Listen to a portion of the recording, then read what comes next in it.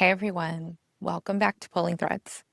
Today I want to talk to the women out there whose marriages feel safe enough on the surface, maybe even really comfortable, but inside you feel lost. This is not a encouragement to get divorced. This is just a helpful conversation to help you figure out what to do to stop feeling lost and find yourself and make a decision, maybe once and for all. If you secretly ask, should I stay? Should I go? And the scariest part is that you don't have a clear path forward and you don't know the answer, then listen today and see if anything resonates. I am a therapist. I am also a coach, and I also do divorce coaching. I am helping women discover themselves within their marriages again or in their relationship and finding joy and happiness where it may have become lost. I'm helping couples discern whether or not they should try therapy or go through the divorce process. And I'm also helping women navigate breakups when they're over, navigate the feelings after marriage is ended, starting to date again. And yes, I am helping women through the divorce process. But I can certainly say that that is not for everyone. So, as a coach and a therapist, I don't have a solid stance on whether you should stay or you should go. I just asking you the proper questions to help you make a decision once and for all. I wanted to leave my marriage for so long. I knew it wasn't working, and I stayed because I didn't know how to leave. I also stayed because I believed for many years that I could make it work.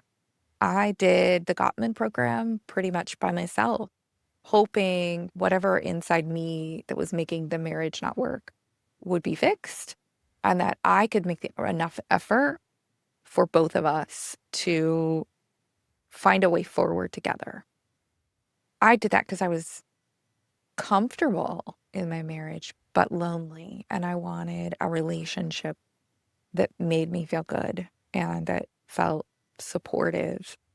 And that just wasn't possible for the two of us. We were on two very different journeys, but it was literally years where we were on the journey almost separately.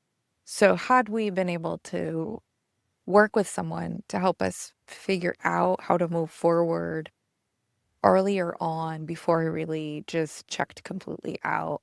Maybe we could have saved the marriage. Maybe we could have realized it wasn't ever going to work earlier and saved ourselves some heartache.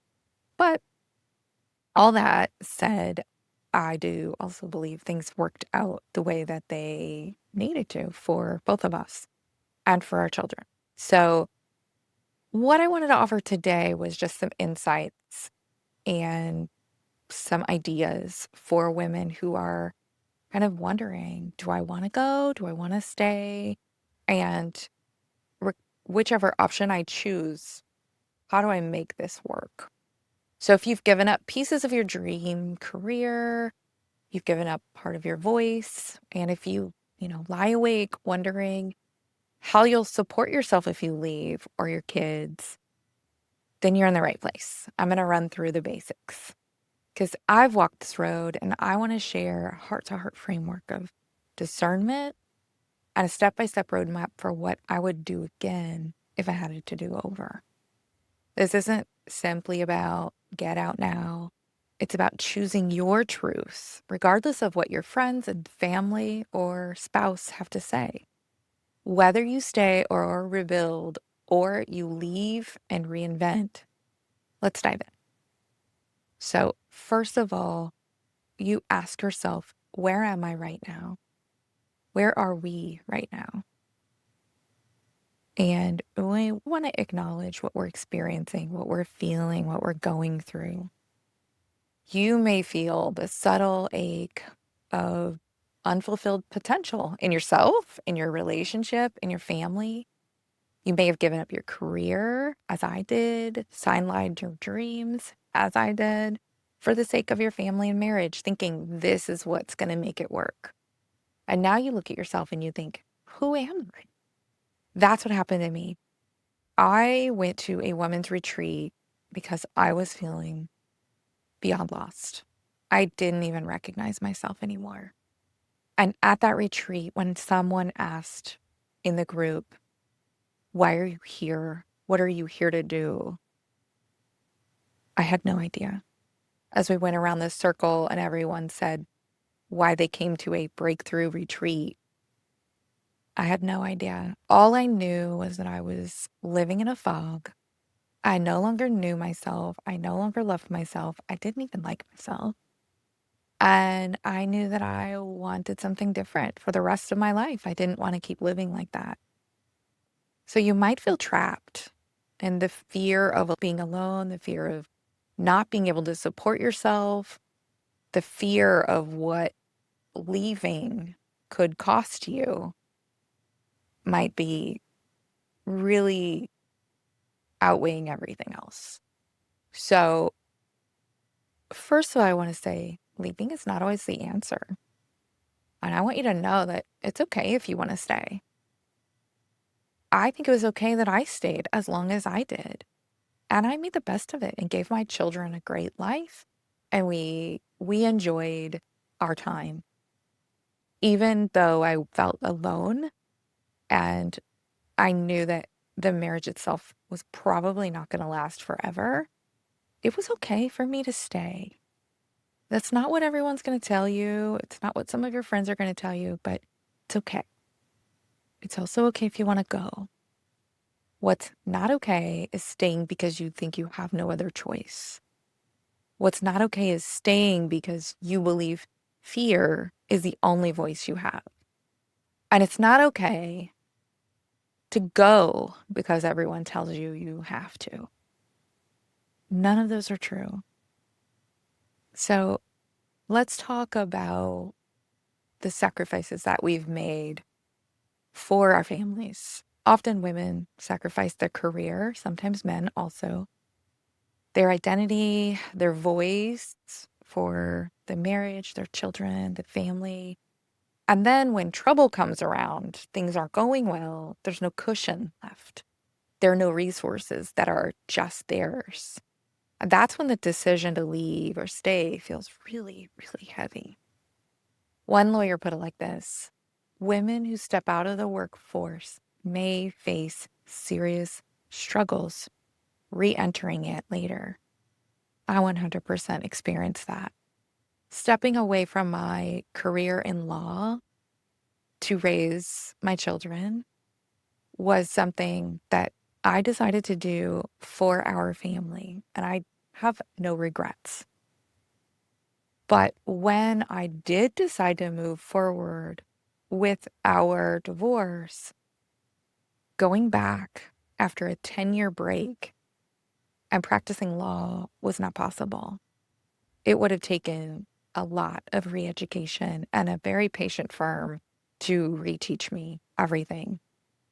And to be honest, that's just not where I was anymore. That's not even what I wanted to do with my life. And I knew I wanted to be a therapist. I knew I wanted to help women. I knew that my calling was something else. So I want to help you begin the process of thinking of things differently. Yes, you might have to go back to work after you've been a stay-at-home mom, or you become like a super volunteer at your school. I did that too. I also started a small photography business. I knew when I was leaving, when I made the decision to leave, that those things were going to have to come to an end and that was going to be okay. But if we frame this decision to stay or go and factor in our career, let's say you're someone who wants your career and you want to keep your marriage. Okay. Maybe it's time to explore a new career, something that will work better for your family. Let's say you're like me. I wanted to leave the marriage and I wanted my dream career. That's okay. This is a great time to reinvent yourself and put yourself out there and take time to discover what it is you want to do. Yeah, you're going to have to learn to support yourself again, but that may be the greatest gift and the greatest adventure that you've ever had. And nothing is impossible. Nothing. So I want to help you begin the process of discernment, how to listen to your truths, weigh your options, move from stuck to clarity. If you move toward leaving, I'll walk you through that how of preparing and starting over because you deserve to thrive on the other side, not just survive. If you decide to stay, I'd like to talk about what it is you and your spouse need to do in order to improve the situation because you wouldn't be here listening right now if you didn't need to work on the relationship. So, discernment. Should I stay? Should I go? First, you want to start to ask yourself 3 questions. Is the marriage safe? Is it physically safe, emotionally safe, and financially safe? Next, is there respect, trust, and mutual desire for growth in both people? Third, if things have changed overnight, is your personal vision aligned with staying here? If the answer to question A is no, then your safety is primary and staying can become harmful. And most likely, no one would advise you to stay in a situation that's not safe, physically or emotionally. If the answer to B is no, there's no respect, there's no trust. These are mostly non-negotiable in healthy, intimate partnerships. So unless you want to put in a lot of work, it may be best to go. If C is no and you're staying because of habit, fear, or you feel there's a lack of alternatives, not because the marriage isn't elemental to your flourishing and you don't want to improve upon it, it might also be time to go. The stay path, like what looks healthy for staying. If you decide to stay, you're not signing up for more than the same. Again, you wouldn't be here listening right now if this relationship was thriving and if you were thriving in it. So if you decide to stay, you're not signing up for more of the same. You're going to have to make commitments to things like boundaries, mutual work, therapy, renegotiation of roles in the marriage, your career and identity, maybe re-entry into the workforce, and other clear markers of change. Because if you're here listening right now, you want change. Change is hard, but it can be worth it. I have also been in an extremely healthy, wonderful relationship that did not start off that way. It took really hard work to get to the point where that relationship was healthy, had proper boundaries, and the roles were laid out in a way that worked for both of us. But that is possible too. What you should consider is the risk that staying in an unhappy version of the marriage, an unevolved version, puts on you. And if you believe that yourself and your partner are willing to do the work to make it a healthy relationship, then I am your biggest cheerleader. But just know that it's going to take work and time and that it is absolutely possible. People survive infidelity. They survive extremely stressful work situations. They survive midlife crisis all the time and come out happier on the other side. If both people are willing to do the work, I say go for it because it is rough out there in the dating world. And it's not a guarantee that you're going to find better. So if safety isn't an issue, and you have two people who love one another and they want to work and make the relationship better, I'm all in for that. So let's now talk about what a healthy leaving choice looks like. If you decide to leave, you want the choice to be you choosing, not being forced by fear, habit, or scarcity. You want to leave with dignity, support, and a plan, not just a leap into the void, because that's what's going to feel like if you don't plan for it. So, how can you make these decisions? You can try to journal or talk it out. What do you lose by staying? What do you gain? What do you lose by leaving? What do you gain? Can you live with those trade offs? When you imagine yourself 1 year from now, if you'd stay, how do you feel? If you left, how do you feel? Which image makes your body light up? Where do you feel it in your body?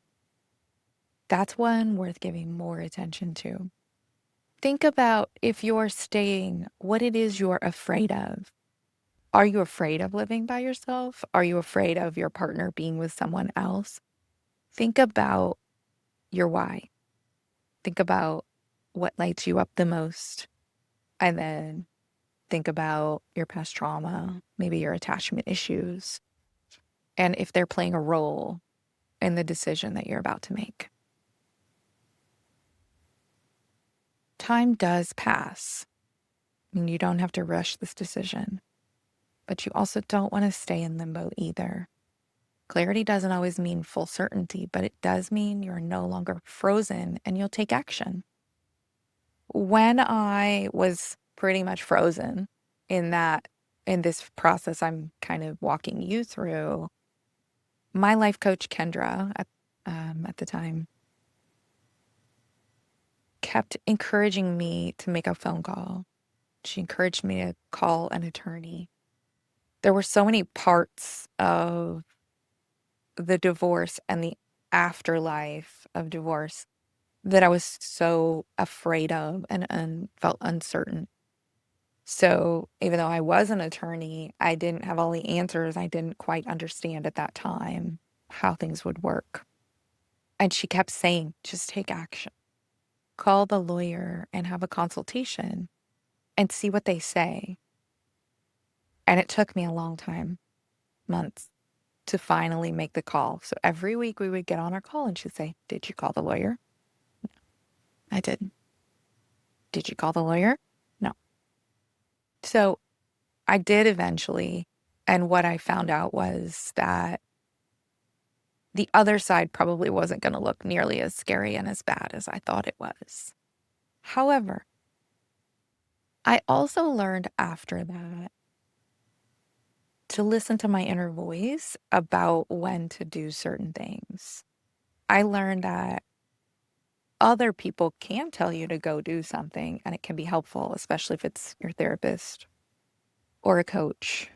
But you also will do it when you're ready, which I did. So her encouragement was helpful, but I simultaneously think I was going to make that call when I was ready to make it, and I did. And I held out until I was ready.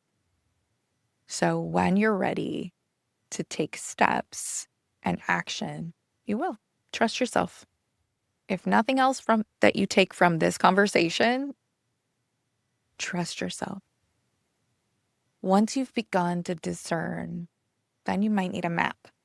Let's walk through the map I would choose if I were doing it all over again, and I'll explain. If I had to do it all over again, my roadmap for leaving or preparing to leave would be very different than the one that I used. However, the map I used wasn't so bad. I was pretty prepared. Having a law background did help me immensely. And I started taking family law CEUs, even though I wasn't practicing law at the time because I was home with my kids, in advance once I knew, so that I would just be better prepared and understand what the process was that we were going through and what my options were. So if I was in a unique situation having a law background, But if I were you, here's what I would do step by step. First of all, I would start quietly. Update your resume, update your LinkedIn, map out your skills, consider what income streams you already have that you could build with part-time, side gig, freelance while you're still married. Because the longer you're out of the workforce, the harder it is to return. So going ahead and dipping your toe in is okay in most cases. There are certain situations where I don't recommend my clients go get a job, especially if it's going to be one that's not really worth what they will lose in the divorce process. So that is certainly specific to each situation. But updating your resume and starting to think about what you might want to do for work is not a bad option. If your spouse is not going to be able to provide you with much support after the marriage ends, then definitely start looking for options and exploring your options. Just exploring, just looking at this point. And then I would say the next step would be speak with a financial planner or a divorce attorney. You can set up a consult with them and ask them what they advise you to do based on your specific financial situation and your spouse's financial situation. And then you could also start asking a divorce advisor or a divorce CPA what your monthly budget might look like if you left, what assets and debts exist in your marriage. Those are things you want to go ahead and sort out because they're most likely going to be shared if you're in a community property state. Um, Ask if you're experiencing any financial abuse. Is money being withheld or used against you? And there actually are divorce programs online to help people who are experiencing financial abuse. So find out if there is a program in your area that might support you if that's happening. Next, I would say this is kind of redundant, but explore the vocational skills and refresh if your career has been dormant. So maybe start looking into short-term courses, certifications, freelance opportunities. As I said before, I was doing some photography while I was married. It was not super profitable. I was doing it really for fun and for my kids. However, as we got closer to the end of the divorce, I was definitely starting to get training that would help me with my career after. So I started taking a course through a program called the IIN, which is health coaching, partially for myself and my kids to just improve our general state of health, and partially because I wanted to have that training as a therapist. So I did that while we were in the process. I also started my mindfulness-based stress reduction training while I was in the process because I knew I wanted to be a mindfulness coach as well. So I would say start looking into certifications, courses, things that maybe something that you've always wanted to do and you could do a reboot like I did. Those are all great things to go ahead and get going while you're trying to make up your mind what you want to do. In a lot of cases for my clients, their spouse or ex-spouse didn't want them to work. And this gives them an opportunity to ask their spouse if they would consider supporting them while they get a certification or they go back to work. And that alone has saved relationships of people that I've worked with. So many times our purpose gets confused. So explore options. If you find your purpose again, you might also find some happiness in that relationship and respect from your partner. Back to if you know for sure you're leaving. The next step would be find a family lawyer that you trust. I recommend interviewing as many as you would like until you find somebody that you feel very comfortable with. Know your state's rules about asset division, spousal support, and child support. You can quickly find out information from your state family law website, but do a little bit of that research and then go and have some consultations with some family lawyers to see where things stand.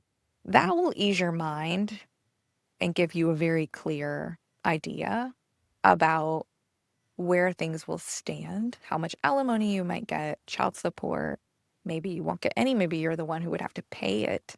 So talk with an attorney. You can pay just their consultation fee, and many of them will sit down with you and go through basics. They're not going to be able to give you lots of detail because they can't see all of your financial information, but they can give you a pretty good idea of how things will be and what you have the right to, as well as what best type of divorce to pursue. You may want to do mediation, a collaborative divorce. You may need to go to court. They're probably going to tell you pretty quickly what they think the best option is for you.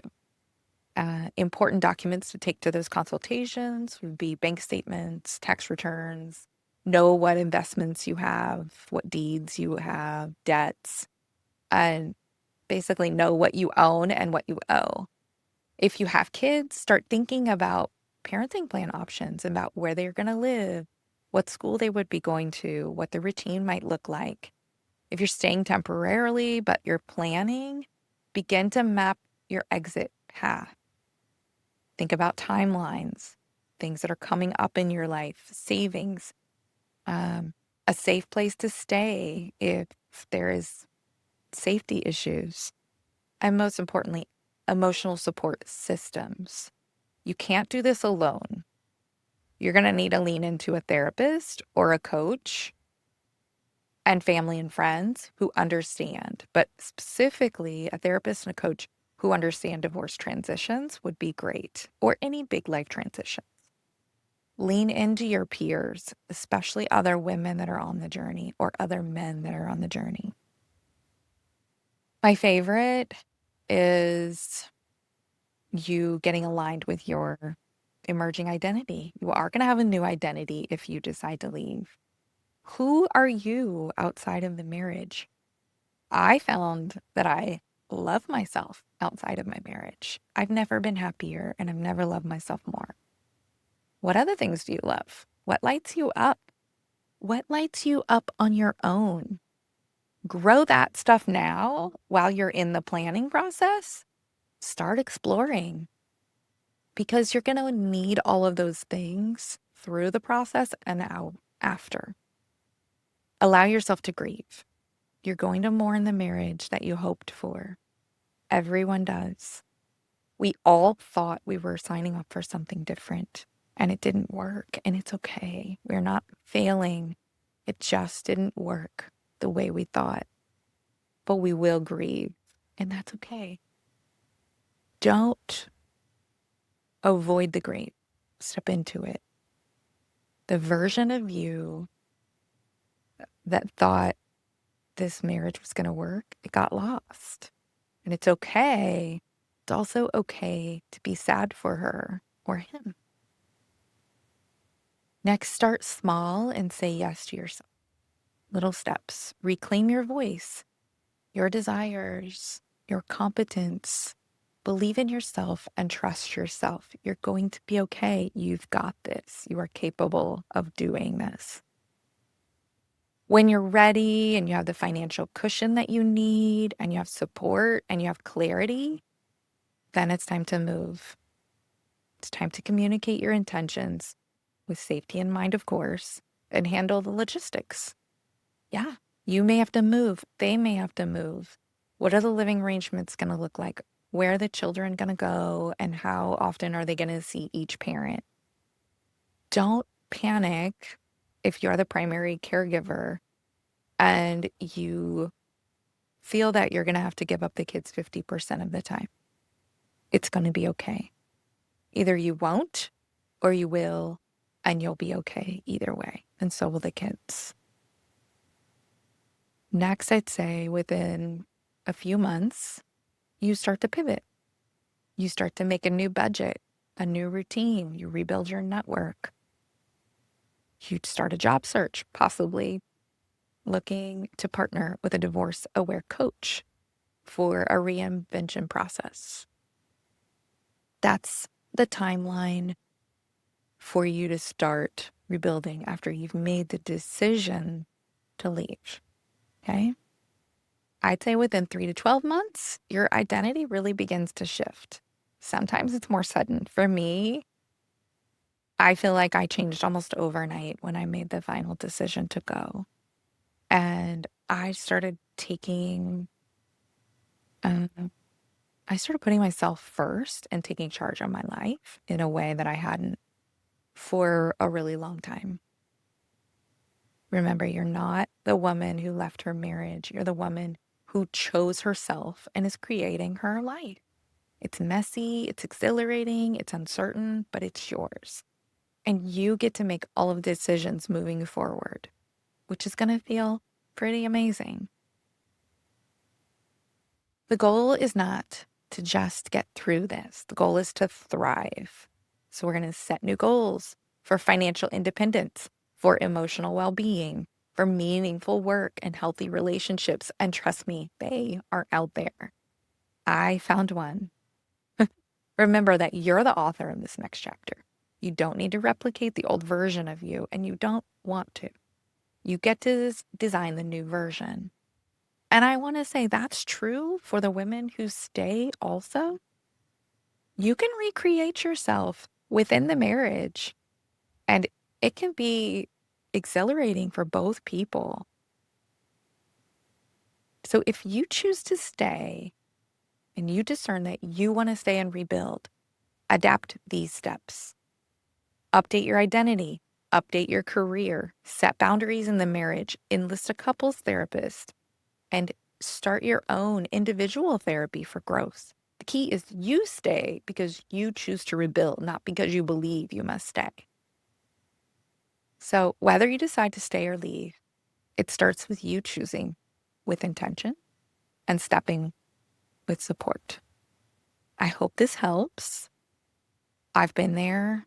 I've been in your shoes. I know what it feels like to not know how to move forward, but to know that you need to do something. And I know this is heavy, and I know it's hopeful. Maybe it sounds more hopeful than you thought it would. Because what you're doing right now is listening and reflecting and reaching for a higher version of yourself. That's the beginning of freedom, whether you stay or go. If you're ready to explore this more deeply, I invite you to join my group, Navigating Divorce, if that's the way you're choosing. And maybe if you're staying, look for groups for women who are trying to improve their marriage. Look for couples groups. You can follow my Instagram. I promote healthy relationships as much as I promote leaving unhealthy relationships. On this YouTube channel and on Spotify, I'm going to be sharing more resources on rebuilding identity, restarting career, and thriving after both choices, after the choice to stay and rebuild, and after the choice to go and start over. You don't have to have it all figured out. You only need to have the next step. And that next step might simply be, I'm going to get clarity. I'll reach out for help. I'll begin with the first item on this list. Whatever it is, trust yourself. You've got this. Promise. Thank you for being here. Thank you for choosing you. I believe in you. I'm with you. And we'll talk this through together. See you next time.